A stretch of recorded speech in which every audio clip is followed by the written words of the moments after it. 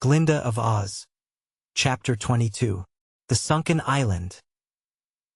As soon as they had breakfasted the next morning, Glinda and the wizard and the three adepts went down to the shore of the lake and formed a line with their faces toward the submerged island. All the others came to watch them, but stood at a respectful distance in the background. At the right of the sorceress stood Otta and Aura, while at the left stood the wizard and Aja. Together they stretched their arms over the water's edge, and in unison the five chanted a rhythmic incantation. This chant they repeated again and again, swaying their arms gently from side to side, and in a few minutes the watchers behind them noticed that the lake had begun to recede from the shore. Before long the highest point of the dome appeared above the water.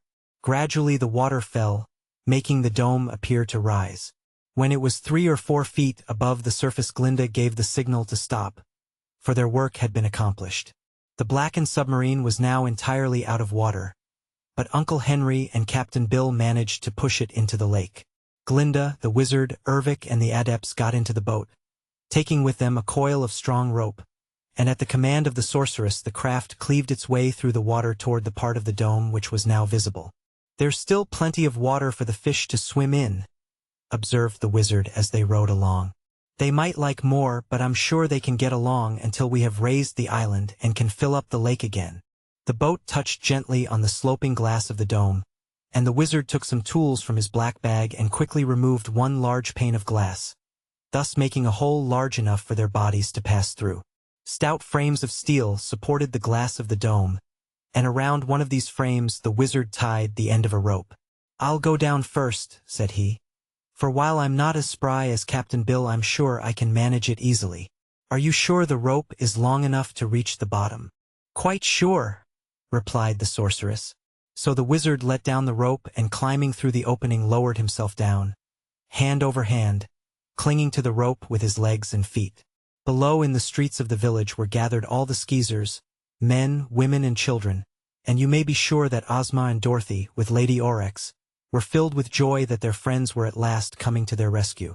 The Queen's palace, now occupied by Ozma, was directly in the center of the dome, so that when the rope was let down the end of it came just in front of the palace entrance. Several skeezers held fast to the rope's end to steady it, and the wizard reached the ground in safety. He hugged first Ozma and then Dorothy, while all the skeezers cheered as loud as they could.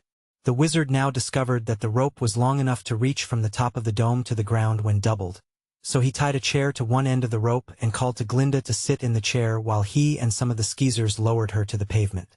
In this way the sorceress reached the ground quite comfortably, and the three adepts and Ervic soon followed her. The skeezers quickly recognized the three adepts at magic, whom they had learned to respect before their wicked queen betrayed them, and welcomed them as friends. All the inhabitants of the village had been greatly frightened by their imprisonment under water, but now realized that an attempt was to be made to rescue them. Glinda, the wizard, and the adepts followed Ozma and Dorothy into the palace, and they asked Lady Aurex and Ervic to join them. After Ozma had told of her adventures in trying to prevent war between the Flatheads and the Skeezers, and Glinda had told all about the rescue expedition and the restoration of the three adepts by the help of Ervic, a serious consultation was held as to how the island could be made to rise. "I've tried every way in my power," said Ozma, "but Kuo used a very unusual sort of magic which I do not understand. She seems to have prepared her witchcraft in such a way that a spoken word is necessary to accomplish her designs, and these spoken words are known only to herself." "That is a method we taught her," declared Aura the adept. "I can do no more, Glinda," continued Ozma, "so I wish you would try what your sorcery can accomplish." "First, then," said Glinda, "let us visit the basement of the island, which I am told is underneath the village." A flight of marble stairs led from one of Kuo's private rooms down to the basement, but when the party arrived all were puzzled by what they saw. In the center of a broad, low room stood a mass of great cogwheels, chains and pulleys, all interlocked and seeming to form a huge machine, but there was no engine or other motive power to make the wheels turn.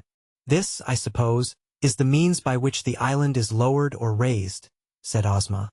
"But the magic word which is needed to move the machinery is unknown to us."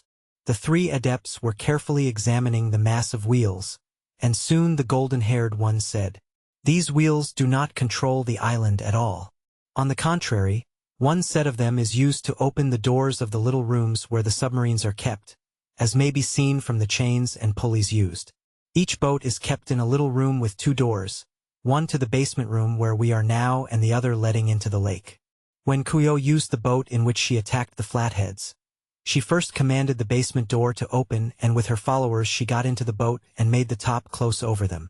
Then, the basement door being closed, the outer door was slowly opened, letting the water fill the room to float the boat, which then left the island, keeping under water.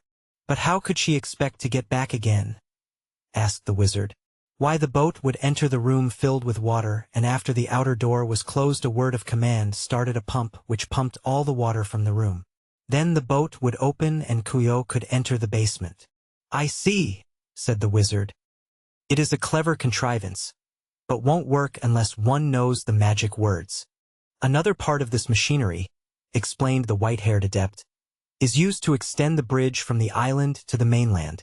The steel bridge is in a room much like that in which the boats are kept, and at Kuo's command it would reach out, joint by joint, until its far end touched the shore of the lake. The same magic command would make the bridge return to its former position.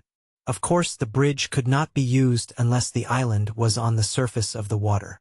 But how do you suppose Kuo managed to sink the island and make it rise again? Inquired Glinda. This the adepts could not yet explain. As nothing more could be learned from the basement, they mounted the steps to the Queen's private suite again, and Ozma showed them to a special room where Kuyo kept her magical instruments and performed all her arts of witchcraft.